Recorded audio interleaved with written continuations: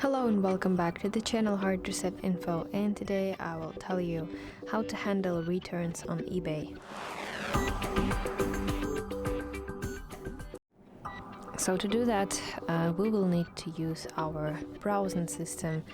So open your browser and search in the searching field for this eBay Seller Hub. So open it and log into your account if it's necessary, and here you see different categories. So it's orders, listings and more. We need orders, and here you see returns section.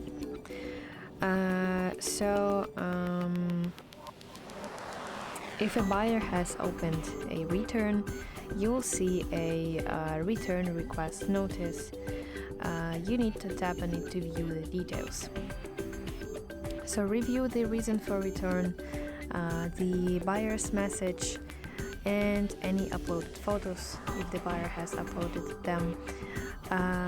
Then tap respond to return request button and choose how you want to handle it. So you can accept the return, or you can offer a partial refund for the return, or contact the buyer. If you accept the return, eBay will provide the buyer with a return shipping label. In this case, all you need to do is just wait for the item to be returned to you and to basically deliver it to you. You can track it with your application under the same order details.